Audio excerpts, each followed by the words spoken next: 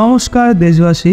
ভারতের defence product industry আবারও একবার নিজেদের সফলতা প্রদর্শন করা শুরু করে দিয়েছে, যেখানে রিপোর্ট অনুযায়ী বলা হচ্ছে ভারতের ডিআরডিও কমব্যাট ভেহিকেল প্রজেক্টের ওপর কাজ করেছে, যার অপেক্ষায় শুধুমাত্র ভারত নয় বরং বিশ্বের সমস্ত দেশ রয়েছে।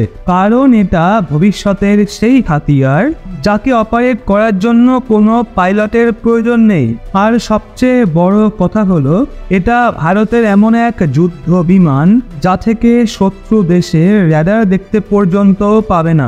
আজ আমরা কথা বলছি ডিআরডিও দ্বারা ডেভেলপ করা কুফা অর্থাৎ ফিউচারিস্টিক আনম্যান্ড ফাইটার এয়ারক্রাফটের বিষয়ে।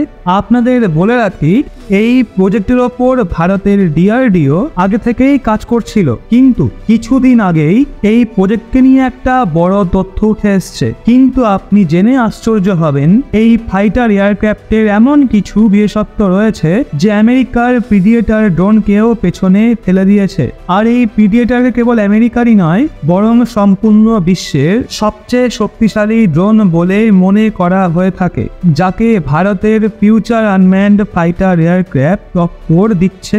আর সম্পূর্ণ আপডেটটা কি সেটা এই ভিডিওতেই জেনে নেওয়া যাক। কিন্তু এগিয়ে যাওয়ার পূর্বে ভারতের ডিআরডিওর এই নতুন প্রজেক্টের জন্য ভিডিওতে একটা লাইক করে চ্যানেলটা সাবস্ক্রাইব অবশ্যই করুন। আসলে দেখতে গেলে ভারতের ডিআরডিও এবং অন্যান্য ডিফেন্স ম্যানুফ্যাকচারিং কোম্পানি দ্বারা ডেভেলপ ডিফেন্স হাতিয়ারের চর্চা সে সবার নামই নিচ্ছে না। কেননা ডিফেন্সের বিষয়ে সেটা সাধারণ ভেহিকেল হোক বা ফাইটার জেট, সাবমেরিন হোক বা সেটা কোনো যুদ্ধ জাহাজ হোক না কেন, এই সবগুলোকে ভারতের কোম্পানি স্বদেশীভাবে ডেভেলপ করতে হাত ধুয়ে লেগে পড়েছে। আর কিছু দিন আগের খবর অনুযায়ী ভারতের ডিআরডিওর এফইউএফএ অর্থাৎ ফিউচারিস্টিক আনম্যান্ড ফাইটার এয়ারক্রাফটের ডেভেলপমেন্টকে নিয়ে একটা অনেক বড় তথ্য সামনে বেরিয়ে এসছে। আপনাদের বলে রাখি, এটা এমন একটা ফাইটার এয়ারক্রাফট যাকে ভারতের ডিআরডিও অনেক আগে থেকেই তৈরি করছিল। আর সবচেয়ে বিশেষ কথা হলো আমেরিকার যে প্রিডিয়েটার ড্রোন রয়েছে সেটাকে সোজাসুজি টক্কর দিচ্ছে। যদিও দেখতে গেলে আমেরিকার প্রিডিয়েটার ড্রোনের উপস্থিতি এত বেশি পরিমাণে রয়েছে যে একে সবচেয়ে শক্তিশালী আনম্যান্ড এয়ারক্রাফট বলে মনে করা হয়ে থাকে। এই জন্য ডিআরডিও দ্বারা ডেভেলপ করা এই ফিউচারিস্টিক এয়ারক্রাফটের অপেক্ষা সমগ্র দেশই করছে, সেই সাথে পুরো বিশ্বও করছে। কারণ এটা ভবিষ্যতে সেই হাতিয়ার যে শত্রুদের ঘরে দ্রুত গতিতে ঢুকে হামলা করবে, আর শত্রুদের র্যাডার বা চোখ একে দেখতেও পাবে না। এর জন্য একে ভারতের সবচেয়ে গোপনীয় প্রজেক্টের মধ্যে একটি বলে মনে করা হচ্ছে, যার টেকনোলজিকে ডিআরডিও সম্পূর্ণভাবে সিক্রেট রাখতে চলেছে। আপনাদের বলে রাখি, এই যে কুফা ড্রোন ভারতের ডিআরডিও তৈরি করছে, এর পেলোড ক্যাপাসিটি প্রায় 1500 কিলোগ্রাম। আর অন্যদিকে আমেরিকার প্রিডিয়েটার ড্রোনের ক্যাপাসিটি প্রায় 1700 কিলোগ্রাম। অর্থাৎ ভারতের এই এয়ারক্রাফট স্বদেশি কম্পোনেন্ট দ্বারা ডেভেলপ হওয়ার সাথে সাথে অনেক গুণ সস্তা এবং প্রায় আমেরিকান ড্রোনের বরাবর ক্ষমতা সম্পন্ন। আর এর ওজন প্রায় 5500 কিলোগ্রাম। আর এর আশেপাশেই আমেরিকার প্রিডিয়েটার ড্রোনেরও ওজন রয়েছে, অর্থাৎ ওজনেতে এটা আমেরিকান ড্রোনের প্রায় সমতুল্য। আর দ্বিতীয় কথা যেটা সামনে বেরিয়ে আসছে, এই যে ড্রোন রয়েছে সেটা এত বড় হতে চলেছে যে ভারতের কাছে যে তেজস A1 ফাইটার জেট রয়েছে প্রায় তার মতোই সাইজের বা তার চেয়ে একটু ছোট হবে। আর এমনটা এই জন্য কারণেতে ততটাই ক্যাপাসিটি যুক্ত ইঞ্জিন লাগানো হবে যেটা তেজস ফাইটার জেটে লাগানো হয়ে থাকে। যদিও এমন কিছু ভুলভ্রান্তি রয়েছে যা ভারতের ডিআরডিও বিশেষভাবে মনোযোগ দিয়ে ডেভেলপ করছে, যেখানে সবচেয়ে বেশি এই বিষয়ের ওপর মনোযোগ দেওয়া হচ্ছে যে এই কুফা ড্রোন তৈরি করতে সবচেয়ে বেশি স্বদেশি কম্পোনেন্টের ব্যবহার যাতে করা হয়, যাতে ভারতের আত্মনির্ভরতা বৃদ্ধি পায় এবং অন্য দেশের ওপর যাতে ডিপেন্ডেন্ট থাকতে না হয়। এই জন্য আমরা এতে না কেবল স্বদেশি কম্পোনেন্টের ব্যবহার করব, বরং এতে যে ইঞ্জিন লাগানো হবে তাকেও স্বদেশিভাবে তৈরি করে নেওয়া হয়েছে। আর এর থেকে গুরুত্বপূর্ণ বিষয় হলো, এর কারণে আমরা অন্য দেশের ওপর নির্ভরশীলতাকে কম করতে পারবো। আর ভারতের কোম্পানিগুলো যখন ইচ্ছা এরকম হাতিয়ার তৈরি করতে পারবে। আর এর সাকসেসফুলি ডেভেলপমেন্টের পর ইন্ডিয়ান এয়ারফোর্সে একে ডিস্ট্রিবিউট করে দেওয়া হবে, যা থেকে ওভারঅল ভারতের ডিফেন্স ক্যাপাবিলিটি আরও বেশি বৃদ্ধি পাবে।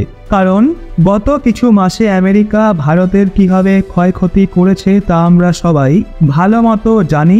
আসলে আপনাদের বলে রাখি, ভারতে যে তেজস ফাইটার জেট এই সময় ডেভেলপ করা হচ্ছে তাতে আমেরিকার নির্মাতা কোম্পানি দ্বারা ডেভেলপ ইঞ্জিনের ব্যবহার করা হয়ে থাকে, যেটা হিন্দুস্তান এরোনটিক্স লিমিটেড দ্বারা তৈরি করা হচ্ছিল, যেটা তেজসকে পাওয়ারফুল ক্যাপাসিটি ডিস্ট্রিবিউট করে থাকে। কিন্তু রিসেন্টলি যদি আপনি মনোযোগ দিয়ে দেখেন তো দেখবেন আমেরিকার নির্মাতা কোম্পানির পক্ষ থেকে এখনো পর্যন্ত ভারতকে তেজসে ব্যবহার হওয়া ইঞ্জিন দেওয়া হয়নি, আর এতে প্রায় 6 মাসেরও ডিলে হয়ে গেছে। আর এই ইঞ্জিন কবে ভারত পাবে এই বিষয়ে কোনো গ্যারেন্টি নেই, যা থেকে ভারতের হিন্দুস্তান এরোনটিক্স লিমিটেড দ্বারা তেজস ফাইটার জেট তৈরি করার প্রজেক্ট দিন প্রতিদিন দেরি হয়ে চলেছে।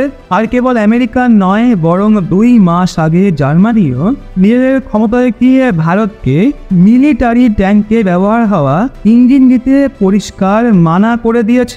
এরপর ভারত নিজেই ট্যাঙ্কে ব্যবহার হওয়া ইঞ্জিনকে ইন্ডিজিনাসলি ডেভেলপ করে নিয়েছে। যদিও ভারত 2 বার ইঞ্জিনের সাপ্লাইতে আলাদা আলাদা দেশ থেকে ডিলে সমস্যার সম্মুখীন হয়েছে। এই জন্য ভারত যেসব প্রজেক্ট শুরু করেছে তার ইঞ্জিন অথবা অন্যান্য যে কোনো কম্পোনেন্টের জন্য অন্য দেশের ওপর ডিপেন্ড থাকতে চায় না। আর এই জন্যই ভারতের ডিআরডিও এবং হিন্দুস্তান এরোনটিক্স লিমিটেডের মতো যেসব কোম্পানি বা এয়ারক্রাফটে নিজেদের ভূমিকা পালন করছে, এই সব কোম্পানি স্বদেশী কম্পোনেন্ট থেকে শুরু করে এতে ব্যবহার হওয়া ইঞ্জিনকেও নিজেরাই ডেভেলপ করে নিয়েছে, নিজেরাই ম্যানুফ্যাকচার করবে। এখনো তো ভারতে ডেভেলপ করা এই বিশেষ ধরনের হাতিয়ারের কিছু উল্লেখযোগ্য বিশেষত্বের কথা যদি বলা হয় তাহলে একে কন্ট্রোল করার জন্য এয়ারক্রাফটে কোনো মানুষকে বসার প্রয়োজন নেই, বরং এর বেশিরভাগ ফাংশন অটোমেটিক হবে আর একে রিমোটের মাধ্যমে খুব সহজেই কন্ট্রোল করা যাবে। যদি একে ফিউচারের ভিউ থেকে দেখা হয় তাহলে এটা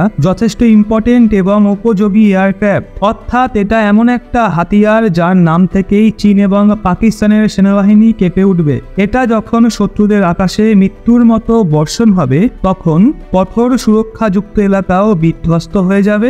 আর ডেভেলপমেন্টের পর এই বিষয়ে চান্স বেশি রয়েছে যে ভারত আমেরিকার থেকে যে প্রিডিয়েটর ড্রোনকে ক্রয় করার ডিল ফাইনাল করেছে তাকে হয়তো ক্যান্সেল করে দেবে। বাকি ভারতের এই নতুন পদক্ষেপের জন্য কমেন্ট বক্সে জয় হিন্দ জয় ভারত অবশ্যই লিখবেন, আর ভারতীয় বিজ্ঞানীদের শুভেচ্ছা জানাতে একদমই ভুলবেন না। তো বন্ধুরা, এইরকম আরো নলেজেবল ভিডিও পাওয়ার জন্য ভিডিওটা লাইক এবং চ্যানেলটা সাবস্ক্রাইব অবশ্যই করবেন।